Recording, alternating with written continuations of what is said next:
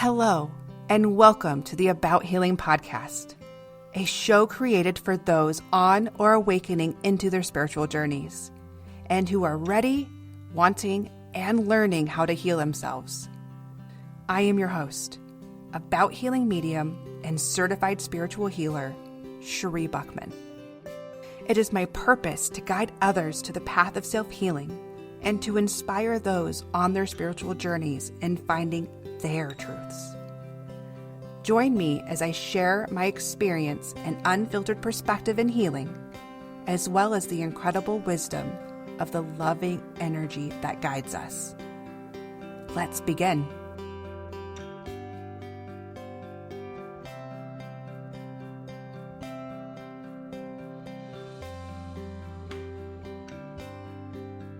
Hello, everyone. Welcome back to another episode. I want to just jump in and get started with this topic and episode.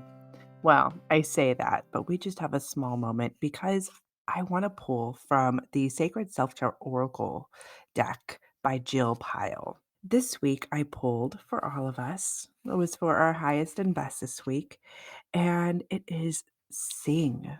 You have a unique voice and carry deep wisdom that the world needs to hear. You can share your words any way you like, even singing them. Many of us have fear when it comes to sharing our voices, but expressing ourselves through song can be unexpectedly freeing.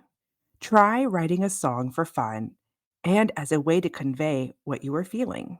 Sing it to yourself and notice how it makes you feel in the moment. Record it and play it back to yourself. What emotions come up? Does it empower you or make you feel shy? Sing your favorite song in public at an open mic, singing circle, or karaoke bar to break through the fear and experience new levels of self-expression. Sing at home or in your car to delight yourself and elevate your vibe. Sing to your heart's content. And the journal prompt this week is, what are your favorite song lyrics right now? And how does hearing them make you feel? Have you been enjoying our weekly card readings? Well, then we have a special deal for you. We've partnered with goddessprovisions.com as an affiliate to offer you a discount on all their fabulous products. Receive 10% off your minimum purchase of $25, which can also be applied to your first subscription box. Use code ABOUTHEALING to apply your discount and support the About Healing podcast. Well, what a perfect segue into our topic when we're talking about feelings and expressing ourselves, especially through emotions. Because this week, at this part of our season and our whole self wellness season, we are coming into another layer. As an essential part of our whole self awareness, one of the truly big and main pieces to this is our emotional well being. Our emotional wellness is our foundation of learning how to thrive. So while our physical wellness is the key to our survival, the emotional wellness, our emotions, this allows us to live. This portion of our self care often gets put on the back burner, overlooked, or just purely avoided. But yet, it is such an important piece to our overall health. FindMagicPeople.com is a growing expert-led community of psychics, healers, and teachers. It's our conversation and a place to connect and discover. Create your free account at FindMagicPeople.com today and start sharing your voice. It's one thing we hear over and over again, at least I do. Ew, emotions, yucky. Oh, yes. But those emotions, it's what make us human.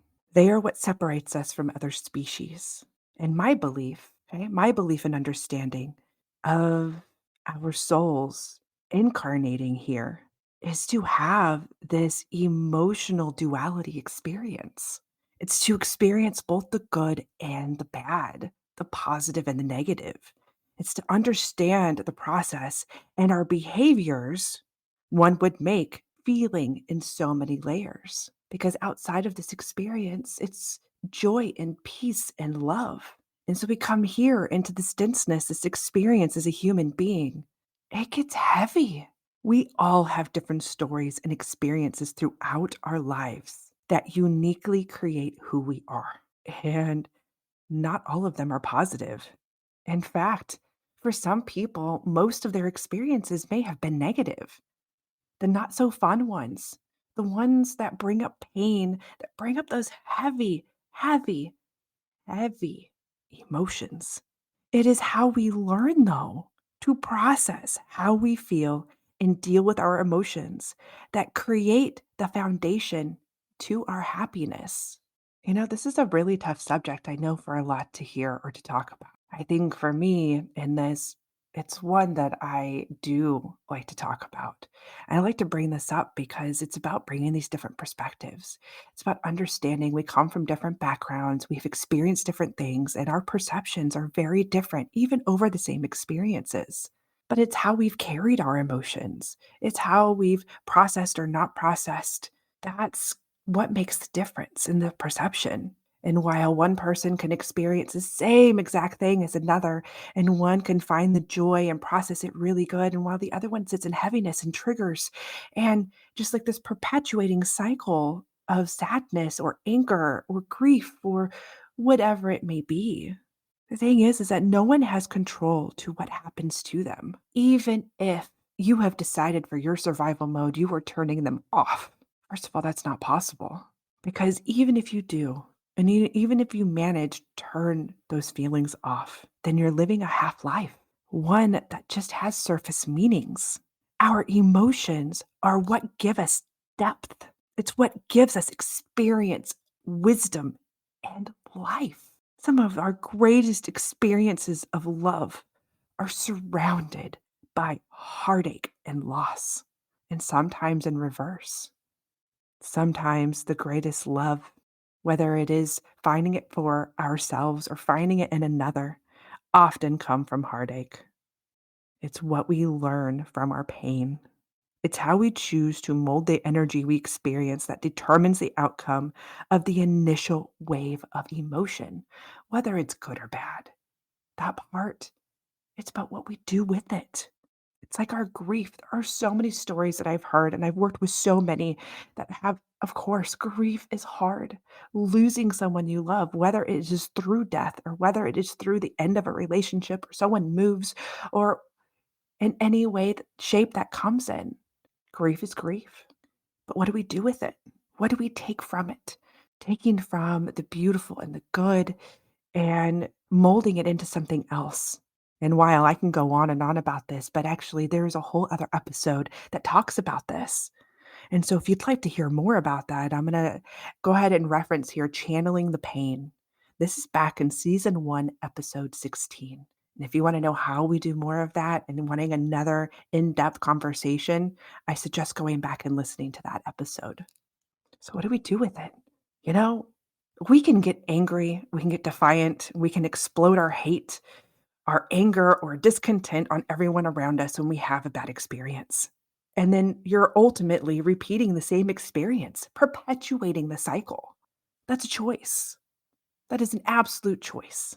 Or you could also make the choice to learn to process and release the heavy so that you can step out of the dark and the dense to take a deep breath again. That's also a choice. Is it easy? No, because you know what? If it was easy, if our emotions were easy, if healing was easy, everyone would be doing it. And it wouldn't be something heavy to talk about. It wouldn't be sometimes, and I guess in the past, in different cultures and society and in some families, it's taboo to talk about. But kind of the same thing I want to talk about here is the same with repressing and burying the heavy and scary emotions. By doing this, it does not simply disappear because you want it to. Instead, by pushing all of your feelings deep within yourself, pushing them down because they're coming up because it's the inappropriate time or you just don't want to deal with them or they're kind of big. We don't like those big, heavy emotions. Ooh, we don't like those. No, we don't. But no matter what it is, whether it's positive or negative, and you're pushing it back down and you're not allowing it its fullest expression, you are causing the most damage to your own self. Your emotions are a form of energy, and you can't stop them. They're there. They're a very powerful form of energy. Let's think of it this way. Have you ever just heard this most amazing and powerful song of someone singing and you can just feel the emotion coming out of it? It knocks you on your butt. You can feel it. It brings tears to your eyes or joy or whatever it may be. Or even just witnessing somebody else's emotions. When somebody else gets upset or they're crying, you guys hear it on this episode on this podcast. I cry a lot. Copper might edit some of it out, but I do. And it can cause somebody else to feel that too. Our emotions are powerful and we are all connected by that. When they are not expressed and processed appropriately or at all, they actually clog your energetic body. They go deep down and then they start to calcify and harden, creating a block within your chakras, right? Or within your body, within your whole, even your physical system, because it's energy. And when you do this, it creates this clog, right? Not allowing the subsequent emotions, anything that happens after that big initial one, and other situations and other processing, it doesn't allow that movement. Now it's clogged. And now you're building up on top of it. And you're building up on top of it, thus adding to this blockage on top of the last one, creating a boulder within yourself. Now you've got this heavy weight inside of you.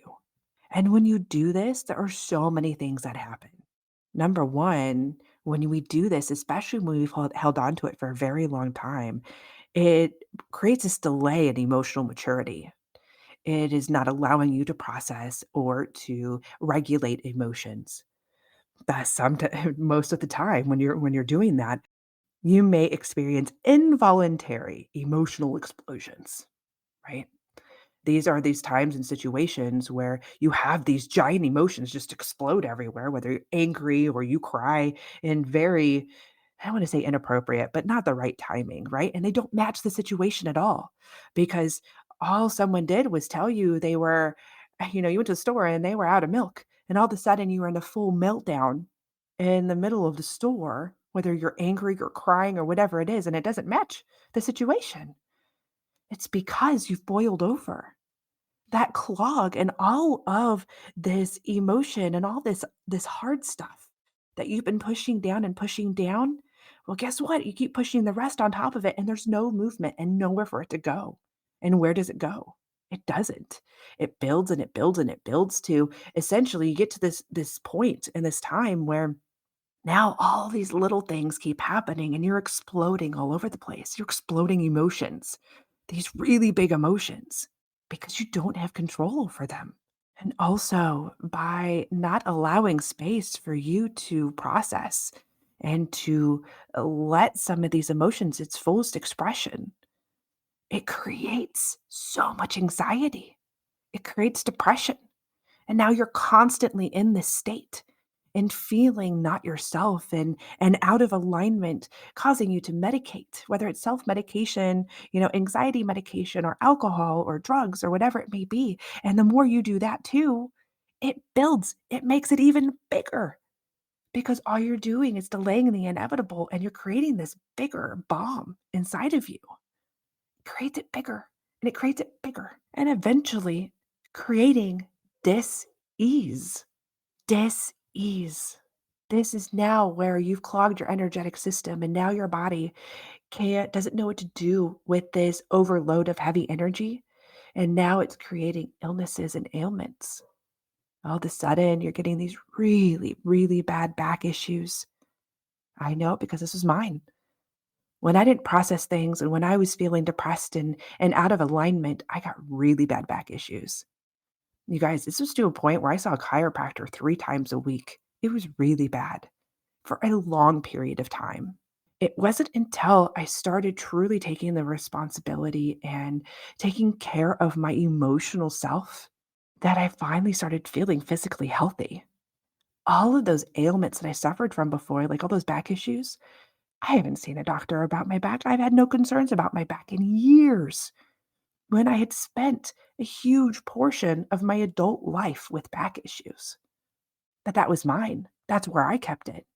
Some people, it comes in heart issues and high blood pressure, maybe even stomach issues. and for a long period of time, especially for some really, really heavy things that you don't allow to process. It can cause really big things, really big illnesses. Now we're talking about cancer and things like that. The thing is that I'm not going to go too in depth here because I created a whole season about this. This is in season 3. I did a chakra series. And this is a lot about those energy and what happens when we have blocks in certain areas or the certain main chakras within our body. And so I'm going to suggest and put that here that if you're having, some of these issues, go back to the chakra series and learn a little bit more about that and what it means and what you can do with that. My point here and what I'm talking about is that the deep and big emotions can be extremely uncomfortable. They are very. Like I said, if it was easy, we'd all be processing and doing great in this department. But unfortunately, there are so many of us that are not, especially for those who were taught from a young age that feeling or showing your emotions were a bad thing, or that it could cause ridicule or reprimand or demonstrate weakness. You guys, it is so far from, so far from. Depending on the culture one is brought up in, some cultures teach that showing any kind of emotion, especially the positive and loving, even the positive and loving emotional displays, let me rephrase that here, of any kind are inappropriate and also show weakness. Right. And then you have other cultures where it's the other end of it, or you have these gender norms, or you have these generational lines that have just been this way, that showing even crying or processing healthy emotions is a huge sign of weakness, and we don't do that. Thing is that our early experiences are what shapes our emotional intelligence. If we experience trauma, neglect, or inconsistent parenting, this can cause one to have or to impair one's emotional development. Depending on the culture and opportunity or availability of proper support and emotional regulation can determine where you are on the scale of emotional intelligence. First of all, here, most especially when I'm talking about your early experiences and where you are on that emotional intelligence scale. It was not your fault. Your trauma, your neglect, the inconsistent parenting, or whatever reason it brought you to this moment or brought you into this hardship of understanding how to process emotion or how to heal or how to move on. It is not your fault. Nor is it, or was it your fault that you didn't have someone emotionally intelligent around you to role model what that looks like. It wasn't your fault that you didn't have access to professional counselors, or nor was it that you didn't have access to understanding how to manage and regulate your emotions. Because how? How? How could that have been possible? To be young and go through such big experiences, and then you were not taught how to process and heal from that?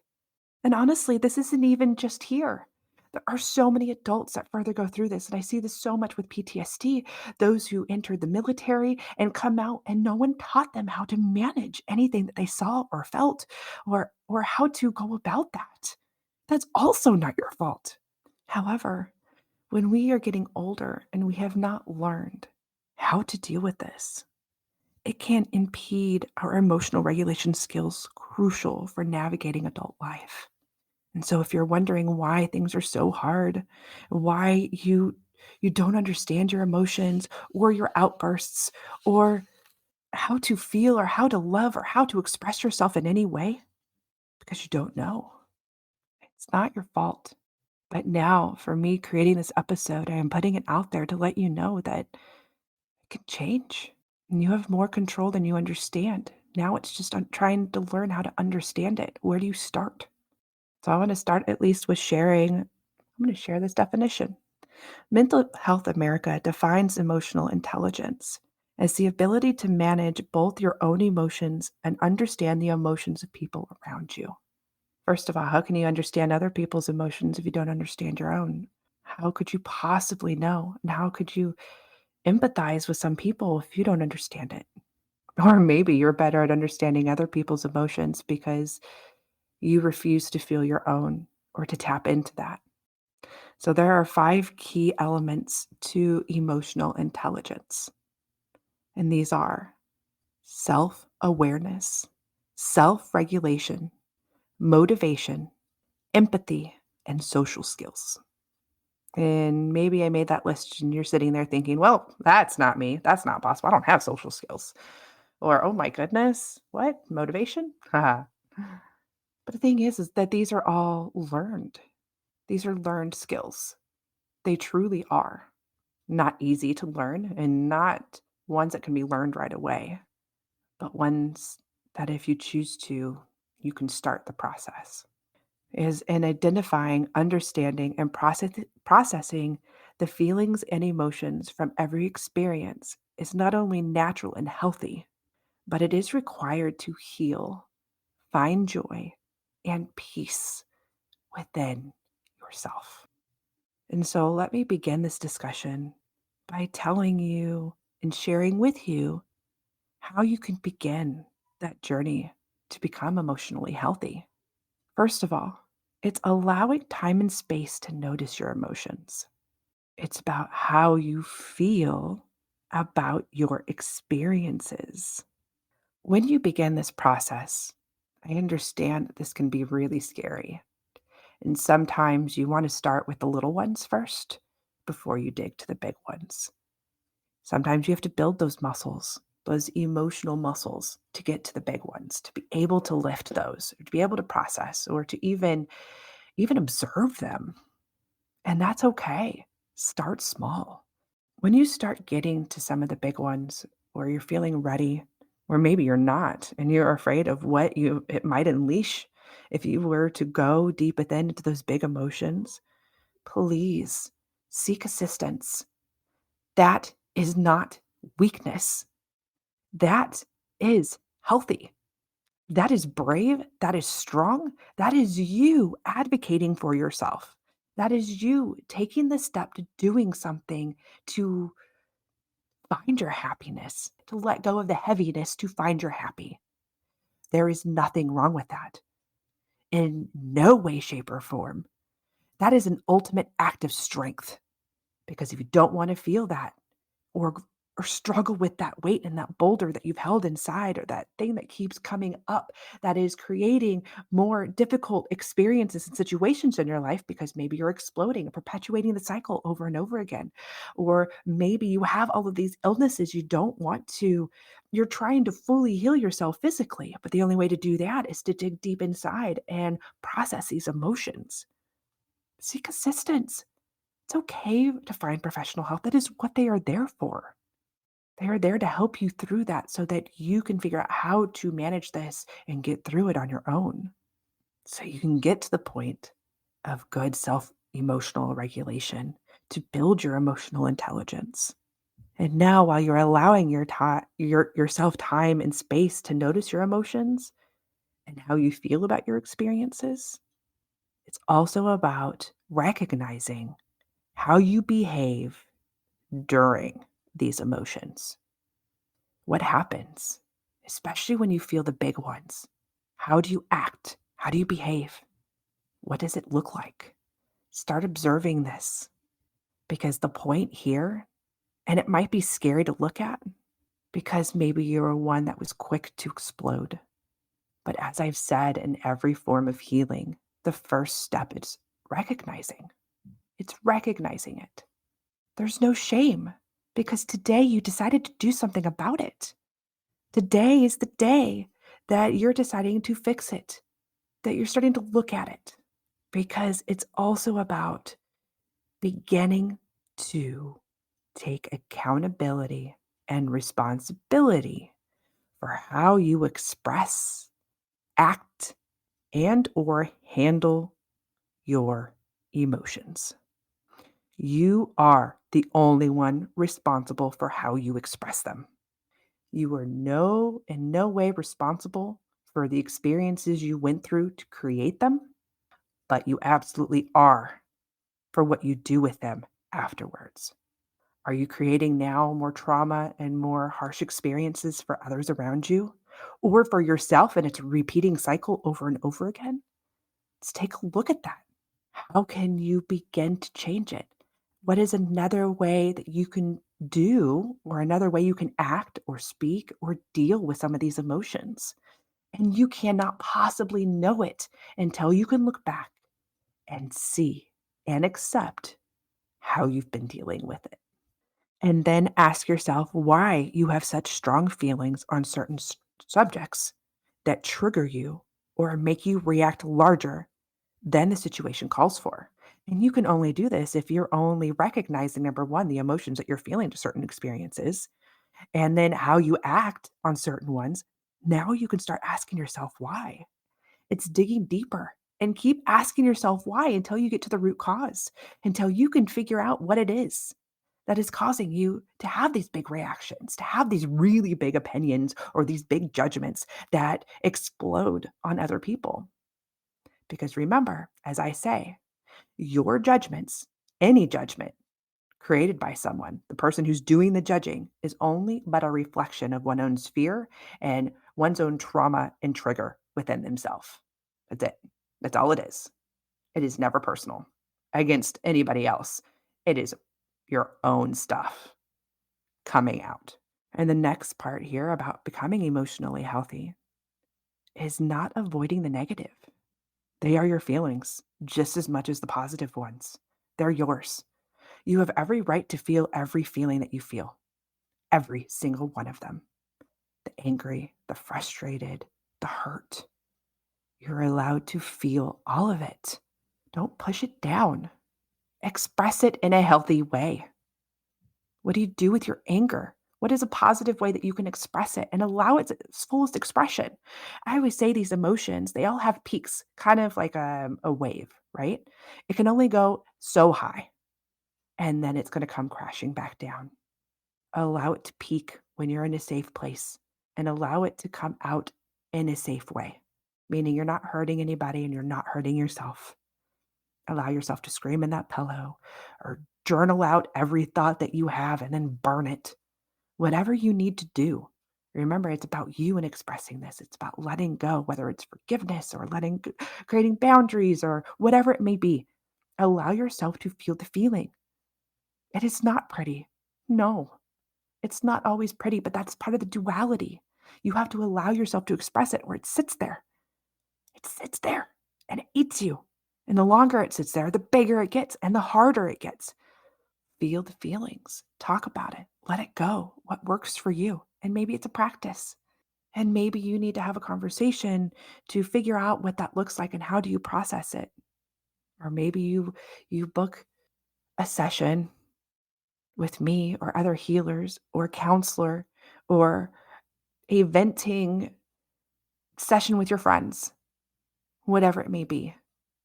Find a healthy way to learn how to get through that. Don't let them sit there. The longer they sit there, the bigger they get and the harder it is. The harder it is to dig it out. Find help. It's okay because each emotion requires an expression. Allow it.